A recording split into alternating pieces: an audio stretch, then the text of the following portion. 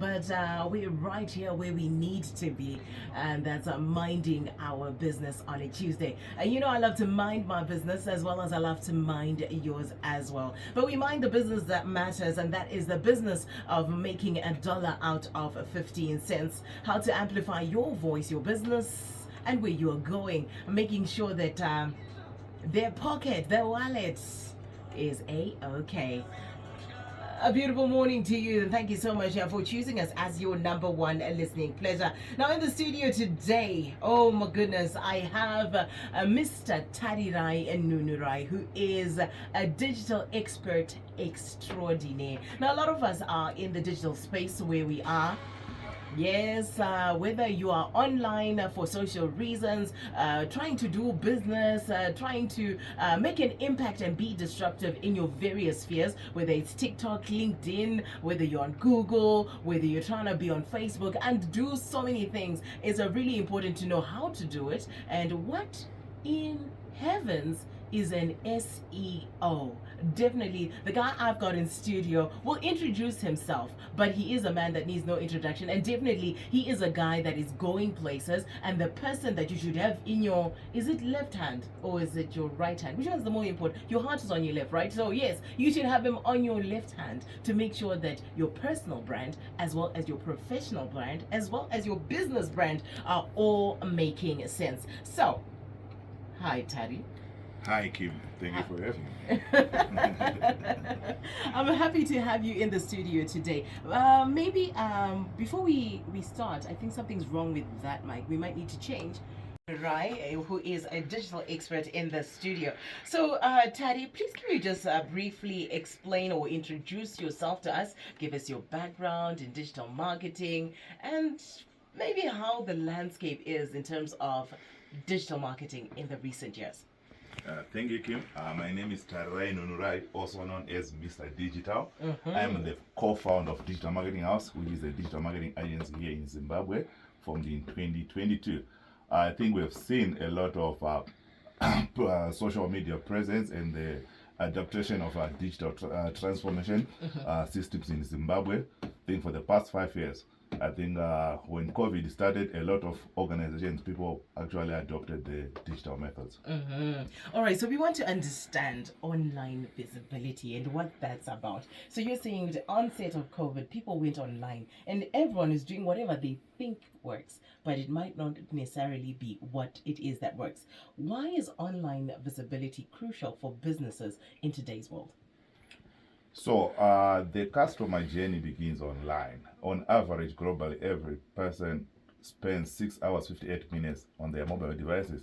So whenever someone looks to buy something, the journey begins online. You may complete the transaction offline, but the search part starts online. So it is imperative for each and every business to have online presence so that when one is searching for a product or a service, your business will appear on Google search results page. All right, and I see you're doing a lot of that. I like the fact that you are Mr. Digital and definitely earning that space. Can you highlight some of the key strategies in improving our visibility online, especially if we are minding our business?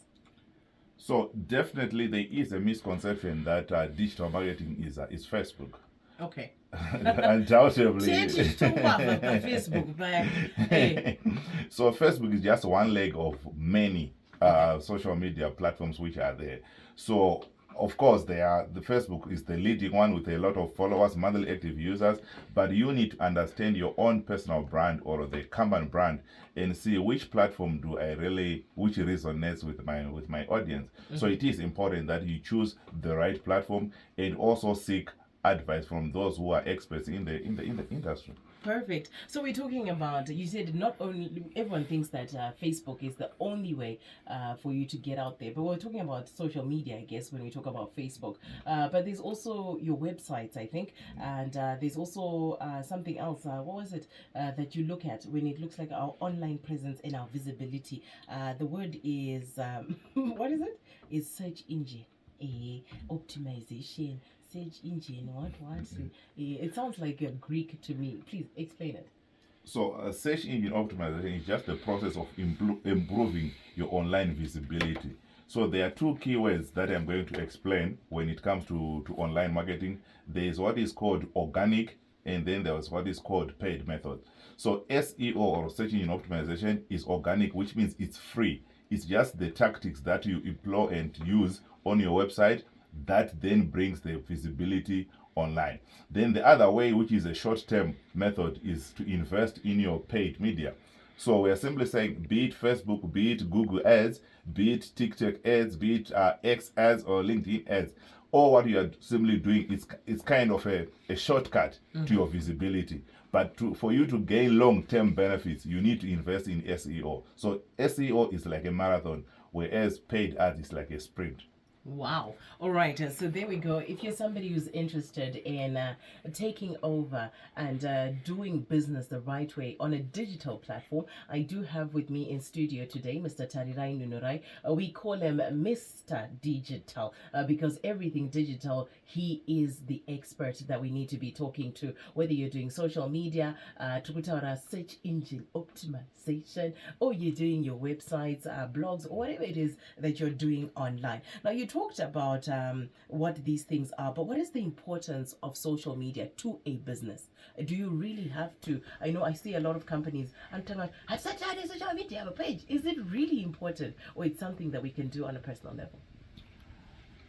Every effort that we do or we make online, the end game is revenue. No lie about it. So whatever the strategy you are going to use as a business, definitely you need to see the conversions. But how then do we get the conversions? So it depends. You need a digital strategy. You need to know the platforms which to use so that you can actually get the return on investment. So as for me, I would analyze and see the type of business that I will need to advise, then recommend the type of digital channel that they should use. We have got email marketing, we have got Facebook marketing, we have got Google ads, we have got TikTok. I know most people, they say TikTok is like for the Gen Z and it's not for business, but things have changed from the time TikTok was launched. Right now, businesses, they should and they have to just create the right content and be on TikTok, then monetize it. All right. So how can they leverage on that? You're saying good, they should be on it, they must monetize on it, but how do they do that for the specific pages? How can they leverage on each specific page? For instance, okay, I can't say ZBC because we are already in media, but okay, a personal brand. Let's talk about a personal brand. How can a personal brand leverage on the different social media types? What would you recommend? Let's say, okay, it's Kim. She's on social media. She's a personality. What can she do on the different platforms? And then let's go back and say an SME, small to medium enterprise. What can they do? And then let's go to a large enterprise in that order. Okay, so Kim as a brand, one thing for sure, Kim, you will not be good in many social media platforms. One thing for sure, you need to understand and know yourself. Okay. What are your strengths? Which niche market do you need to serve? All right. You may be good on Facebook, but you may not be good on LinkedIn, you may not be good on X, you may not be good on TikTok. Right. One way or the other, each and every person at any given point in time, you're either a content creator or a content consumer. So know your boundaries, that on TikTok, I'm a content creator or I'm a content consumer, so that you avoid actually embarrassing yourself in trying too hard to serve the content that is not palatable. Okay. So understand your strength. For instance, myself, as Mr. Digital, I have a niche. I am an influencer on LinkedIn. Okay. But you go to my Facebook page, there are no numbers. You go to my TikTok, I'm pushing numbers, yes. But you go to my X, it's not as active as on LinkedIn. So as a person, if you look around even in Zimbabwe, we've got our influencers, but they are not good on all social media platforms. Okay. You know those with over million followers, but they're on Facebook. Go to LinkedIn, they've got less than 100 or less than 500. So no where you belong. All right, knowing where I belong, do numbers really matter? Let's talk about personal brands that are out there. We've got artists that are out there, social media influencers. Do these numbers actually matter when it comes to making a dollar, especially now that we see a lot of people saying, oh, you need to have a social media influencer if you're starting a business? As we move on to small to medium enterprises, somebody starting a business, social media influencer kutu business rako riko fire. Does it really matter? So we've got different social media metrics, and numbers, followers is one of them, and there's always a debate: do numbers pay bills? Definitely yes, numbers, they are important. You need to have numbers as a person, Okay. or as an influencer for other brands to come and ride on your numbers. Mm-hmm. But organically, the social media algorithm or the Facebook algorithm reaches at least 5% of your followers organically before you do anything. So if you've got 1 million followers, you've got a 5%, they will see. Remember, people act differently on social media. They may see your post, they don't comment, but they have seen it. So invest in getting those numbers. But on the 2024 trends, massive use of influencers is on the decline, because people, they don't want to be sold to. People, they don't want paid partnerships. So if you look at influencers posts, as long they start advertising something, the numbers, they'll drop. They do a normal skit, then the numbers, they'll go up. People believe in probably employees or the real people, not the influencers. That's okay. That's something that's interesting. So, what role, like what you're saying, when you now post something that's got an advert in it, it goes down. As SMEs were coming into the market, what role can content play as an SME for me to grow my business? What do I need to do? So as SMEs, we need to invest in content creation. There is a statement that says content is king. If you ask those people who do make content creation or skits, be it entertainment or educational, it's not an easy thing to come up with good content. However, when you manage to get that, then it actually goes well on its own, or rather goes viral. And you don't plan to say you want to go viral. You just invest in creating your own good content, and when you strike the right chords, you easily find that you can go viral and have the proper engagement that you are seeking. So the best line is to invest in content creation. Then also use what we call the 80-20 rule. So when you're on social media, stop overselling. The 8% invest in educating, post entertaining content, and inspire. Then probably the 20% you can push your product. But the problem we have with most companies, it's almost 99% they are selling. And people, they don't want that. They all don't want that. All right, so let's move on to data analytics. I want to talk about how businesses make decisions. All right, is it important for businesses to analyze their data, and why? That's true. We say data is the new currency, or data is the new oil. But this can only be a currency if you know how to use it. You may have lots of data, but if you don't know how to interpret or to use it, it's as good as nothing. So we are simply saying, as a business, decision making should be based on numbers, should be based on evidence. We don't need to assume. Let's say you are an organization which sells probably furniture. Then if you check your analytics on your website, on your Facebook, or on a social media platform, then you can check the source of traffic, that we've got a lot of people probably interacting with our brand from Mutare. Probably, let's say you've got one branch in Harare. Then you want to open the second branch. Where do you go? Should you open in Bindura, Gweru, or Blawai? Or what you need to do, you need to look at the analytics. So if you see that you've got a lot of traffic coming from Mutare based on the internet, then you can say, no, you guys, we need to open another branch in Mutare before we go to Gweru. So for effective decision making, for efficiency, data is your answer. Oh, data is my answer. So please, a lot of people are like, hey, data analytics, chichi sound economics, and data. So I just want you to bring it back down to us and say, what are some of the examples of using data analytics?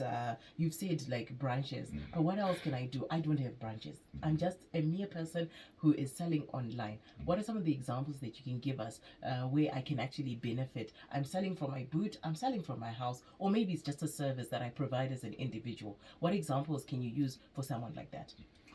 All right. So I think there's a common statement in the streets, or anyone who is on Facebook, they say, I want to boost my post. So almost everyone knows like Kubooster. But what is that which you call Kubooster? So Kubooster is just a word we are saying it's creating ads. So as a person selling whatever different products you have, there's some analytics that you derive from Facebook or Meta. Facebook is now called Meta anyway. So Business Suite. So we're simply saying, let's say you are selling an anti-aging cream. So when you run your ads or you are trying to boost up, who are you targeting? tell me something. Are you going to target people who are between 18 and 30? Yet you are selling an anti-aging product. So when you run your ads, you need to select the age group, probably from 40 upwards, because that's your target group where you want to sell to. The same applies. Maybe you're selling now Valentine is coming next month, is it? So who is buying who? So you can actually target. I want to target more men than women, or I want to target men of the age between maybe 40 and 45, or between 18 and 20. You look at the most active age that resonates with your product. Or probably you sell vehicles. You are selling vehicles which cost maybe more than 50,000, and you are busy selling to students. How many students can afford a 50,000 car? Yet they can't afford a Honda Fit. That's true. So you need to know your audience from the analytics. All right, perfect. So we've talked about data analytics. We've also talked about online visibility. There's something I also want to ask you on, and that's the tools and the technologies. What are some of those essential tools or the technologies that we need to have? Because obviously you're going online, you're going on Facebook, you're going on LinkedIn, but there's things behind the scenes that you need to have. So what are some of those tools and what are some of those technologies that a person must have, first of all, as an individual or somebody who is in a company trying to make a disruptive campaign? All right. So there is a notion that says digital marketing is cheaper than traditional marketing. Yes, it is relatively cheaper, but it's not free. We must take that now. It's not for free. So most tools that are used, I will name Google Analytics. It's a product of Google. It's for free. So it's used to manage the performance of a website. Okay. So that one comes in, it's for free. All what you need to do is to be trained how to use it. The same applies with Facebook or Meta Business Suite. It also comes with the tools which are for free, the Meta Planner and stuff. All those analytics you get them for free. When it comes to email marketing, we have got MailChimp. They've got a free version up to 2,000 emails. Then after that, it's subscription based. Okay. We also have Buffer, Hootsuite, Sprout Social. All those, they give you a limited edition to their usage for free, so that you see the benefits. Then after that, it's subscribed. But it's not that expensive. It starts like you can $10 per month, $15 per month. Even the design tools, it's like $13 per month. So you just to choose which ones can you afford and subscribe to. All right, so let's talk about those tools and the affordability of them. Now, are we not being sold a hoax? Are we not being sold something that's just fantastical and something that's not really, really going to work? Because a lot of us are scared. Online and all those online scams. How do you know that this is something I must invest in and this is something wrong, Ababa? How do you know? All right, so there are more benefits to it than the cost. I will explain, let's say, for scheduling tools. Remember, you are a social media manager, then you have got 7 social media platforms that you're working on. And you can't be posting these things every day. All what you need to do, you need to have your content calendar, you plan, then you schedule. Whether you're there or you're not, then your schedule will go live. So it is important that you allocate your human resources and you can actually do other things, knowing that my systems, they are all set. Whether there is electricity or there is no electricity, my post will go on. And we're not going to have a situation whereby someone will not go for Christmas because they have to post on Facebook. So you can set up your things and go to the village. Then the Facebook will post automatically on your behalf. The amazing advantages of social media, where it can work for you while you go on holiday. I love what we're talking about, and if you're just joining us, we are talking everything digital solutions. We're talking about online visibility. We're talking about data analytics, and in the studio we have the ever so amazing, talented. Now I've known this guy for a while, and I've seen him do some really, really great things with the companies he's been with. Mr. Digital. That is Tarirai Nunurai. He's doing really great things, and he's here for you to just listen in and hear how to use your social media, your websites, whatever media, whatever the website or online presence that you have, whether you're a person, whether you are someone who's an SME, or you're somebody who's in a large corporate and you're in charge of digital, just tap in and see what you can get from it. Let's talk about the challenges that one faces, especially as companies. What are some of those challenges that they are facing? So this is a new age and everyone jumps into it, but what actually lacks in most organizations is the actual digital strategy. People, they jump into digital marketing or digital transformation, but do they have a strategy to start with. So that's where the investment so far is lacking. We do a lot of trainings, we help people, but we are only starting at a certain level whereby the foundation is not there. The business owners or the top management, there is still that doubt about these things we are talking about. They still take time to actually adopt and actually invest $1 into it, saying, no, we don't see the value. Like I said earlier on, that they equate digital marketing to Facebook. So we have moved past that. That myth is not right. Digital marketing is way more than Facebook marketing. All right, digital marketing is way more than Facebook marketing. So if you're listening in right now and you've got questions for Mr. Tarirai Nunurai, who is your Mr. Digital. Mr. Digital, guys, it means that he is a guru of sort in the area we are speaking about. So if you want to know anything about going digital, being on social media platforms, come through on 0712-831-172. I want us to talk about some of the misconceptions when it comes to online visibility, data analytics, and just the online world in general. All right. In organizations, like I said earlier on, people who are into digital marketing, they are not like taken seriously in most organizations. Okay. People assume that their day starts at 8, they're on Facebook, they post, the day is done. What are you doing the whole time from 8 to 5? Or even if you're a consultant, people, it's difficult. They need justification, like, why should we pay you $500? Why should we pay you $1,000 just to post on Facebook? So which I can do myself. Which I can do by myself. So everyone assumes that they are gurus in that. Yet we have got more other tools. Let's say like email marketing.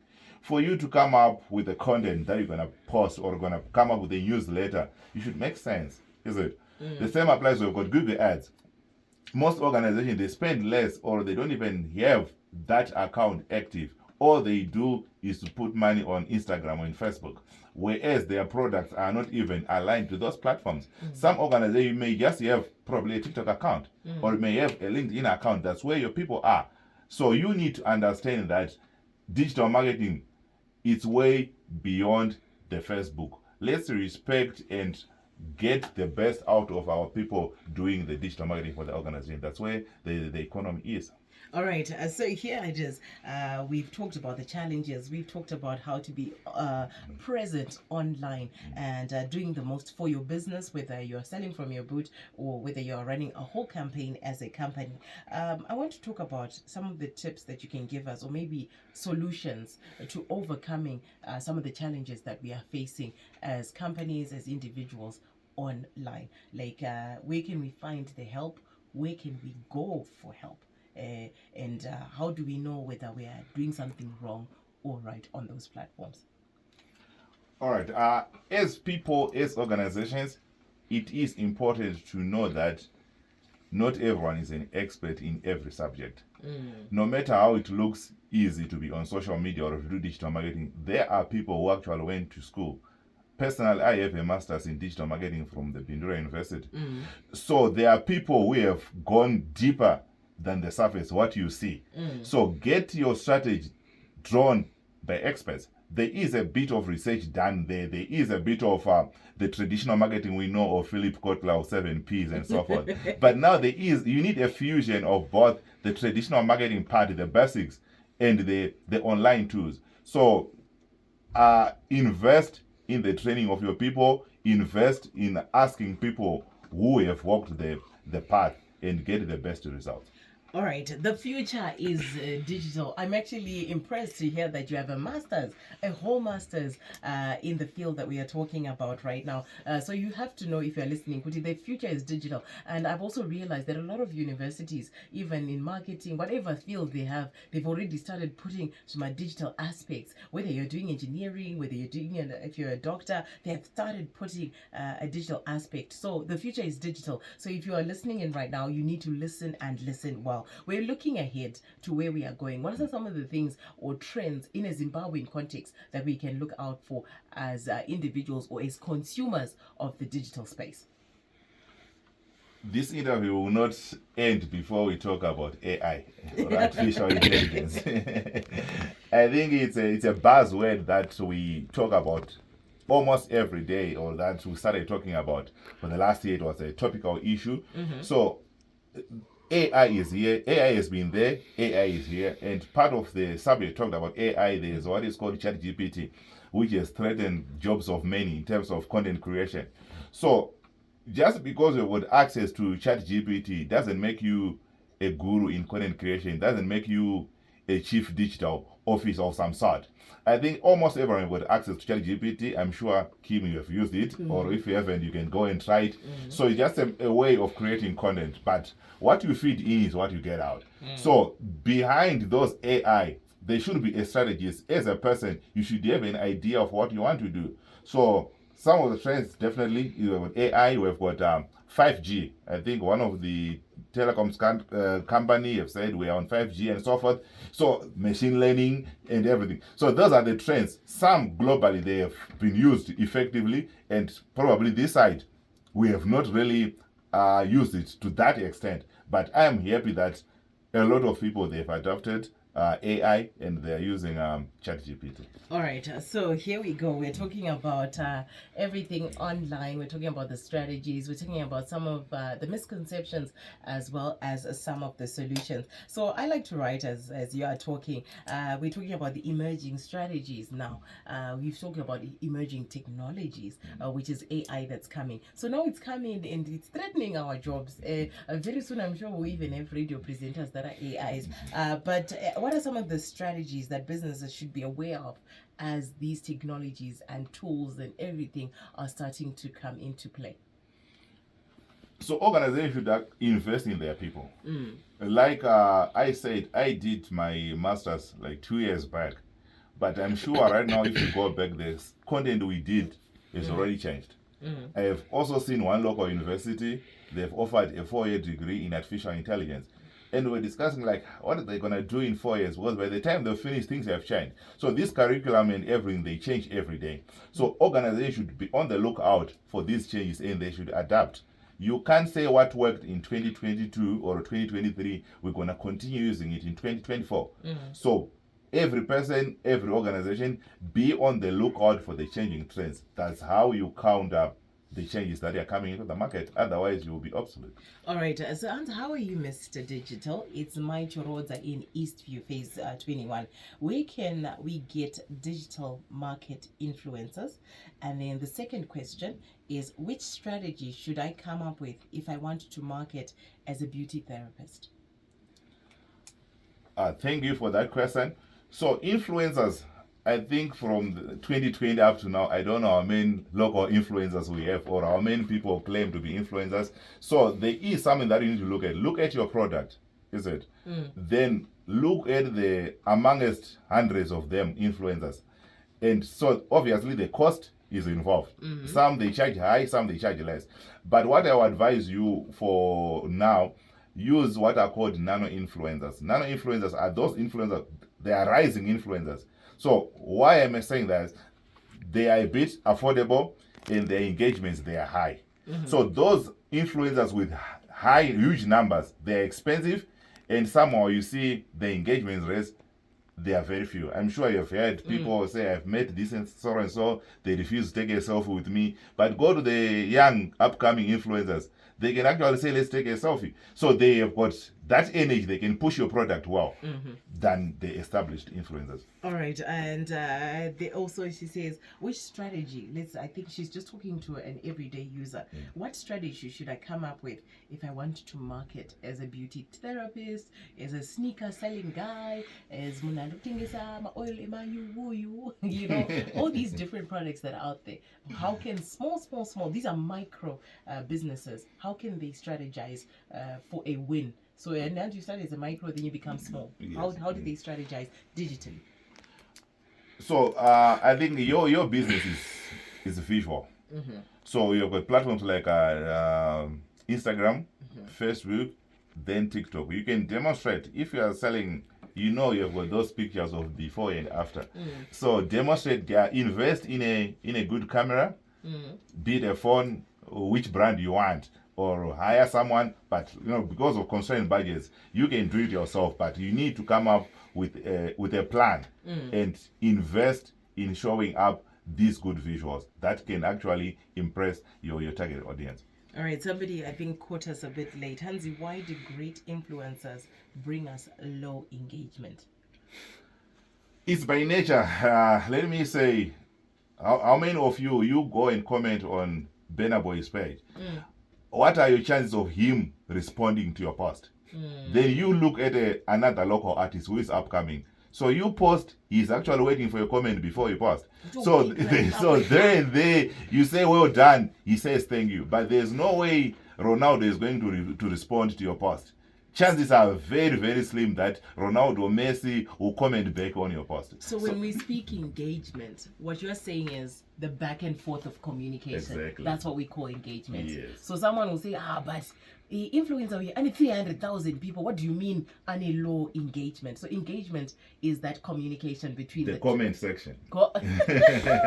In simple. That's why we're finding a lot more influencers are going to reply on our messages. So basically, the social media algorithm, when it values comments more than likes, so the more you act in the comment section, it actually pushes your post to reach more people. So it is encouraged that as an influencer or as a business, try to respond as much as possible to whatever people are saying on your page, both positive and negative. If the wrong person is listening, I was about to say the negative, but the wrong person is listening. Is that why we're finding my strategies? Yeah. All right, so we're about to round off, just 2 minutes before we have to go. Please, I wish I could have you for the whole hour, because I think but nonetheless, we are minding the business of online visibility, data analytics, and just generally a digital presence. We're going to do a quick okay, all right.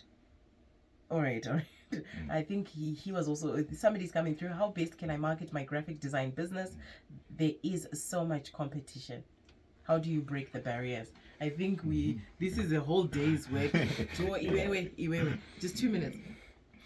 So definitely, one thing for sure, you need to stand out. Like you said earlier on, that how come you are called Mr. Digital, yet we have 1,000 or 2,000, 3,000 of those people doing the same thing as I do. Stand out, do the best what you can do, give value to your customers, then they will see and pay you back. All right. In just 30 seconds, what are your last words of wisdom or nuggets, so to speak, before you go?